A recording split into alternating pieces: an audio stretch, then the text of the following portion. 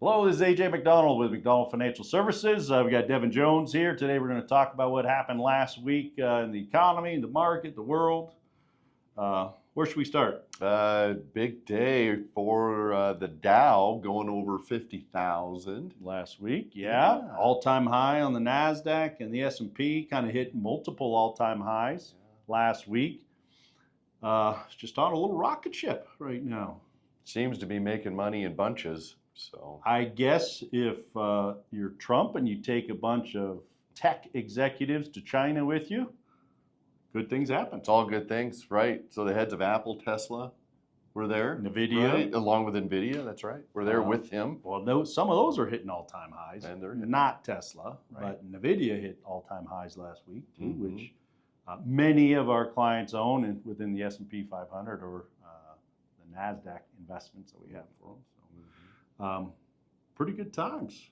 Really good times. Pretty good times. Yeah. A couple other things of interest. Trump has floated the idea of getting rid of the gas tax temporarily.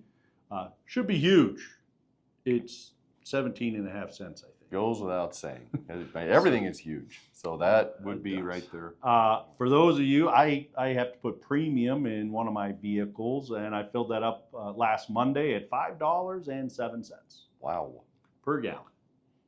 Good times. Good times. So we're starting to see those kind of trickle in to, our economic numbers, the inflationary numbers. So yeah, CPI came out last Tuesday, or was it Wednesday? I think it was Tuesday. It was either one. PPI was Wednesday. CPI.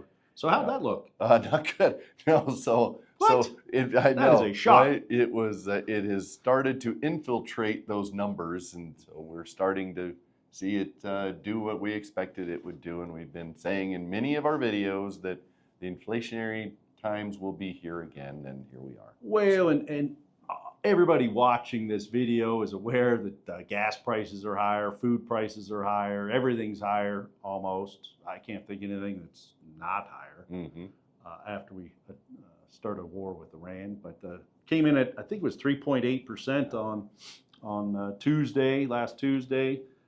That's not where the Fed wants it. Well, it's hotter than what was expected on the street, I guess. I'm not sure exactly what the street was expecting. Well, they thought it was 3.7.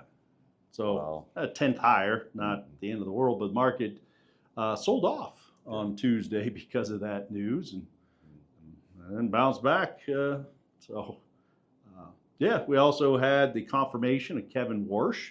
He's in. He's in, started Friday as a new Fed chair. So he's got his hands full. It doesn't look like a great opportunity to start cutting interest rates right out of the gate. Well, you wouldn't think so. Again, reflecting on the inflationary numbers we just had, you wouldn't think that would give them ammunition to start cutting. Well, oil prices are still hovering around 100. Iran did float a deal to Trump. How'd that go? Denied. Didn't like it. Didn't like it at all. No. And then I think Trump's got a few things that he's floated that direction. Strait of Hormuz, we got Operation Freedom. That was last week. I think it lasted 1 day, maybe 2 days, and then halted. So again, virtually no traffic moving through the Strait of Hormuz, at least as of this recording.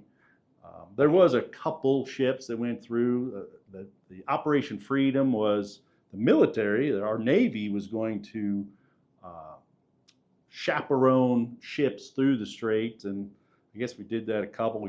We blew up the engine room of a couple of Iran's tankers, and needless to say, things are not really improving. I would just say stalled in Iran. You can use Trump's words, and it's on life support. Well, you can use that. Yeah. So, other not great news: Israel's ceasefire.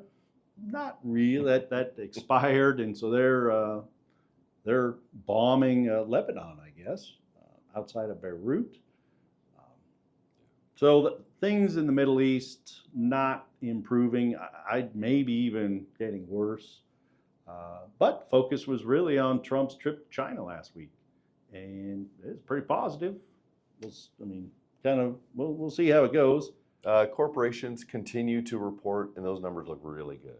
So, Yeah. you know, I think Profits are solid for the first quarter. We'll see. A lot of them are changing what they're saying will happen later in the year, but so. Yeah, anything else we should talk about? Thank goodness. I don't think we've had any major political figures or movie stars pass away in the last week, so that's great news. Unfortunately, if you're a Minnesota Wild fan, Ooh. you are looking at next year as far as the potential year for you. Marty, if you're watching this, I know you're a big fan. Talking to you. Talking to you, We're Marty. talking to others that I know there will be one watching. So the Avalanche took care of business last week. They did. Devin was actually at that game, that overtime victory. Pretty stellar. I watched it on TV. It was amazing. I didn't think the Avs were going to come back from that 3-0, but they did. So neither did most of the crowd, I will tell you. Yeah. Well, Minnesota thought they had it wrapped up and was going back to Minnesota. Mm-hmm. Yep. They did go back. They did go back, and they're done playing. Went by themselves. The Avs were not in tow. No. So that was amazing. Amazing. It was fun. Fun game. Even those Rockies are winning a game here or there. So, I don't know. I guess the turnaround might be real. Well, as you said in a prior video, they won't lose more games than they lost last year. So that's good. Yeah, I think that's a positive, you know. Yeah. Anything there is a positive. Yeah. So anyway, thanks for watching. If you have any questions, give the office a call, and we'll see you next time.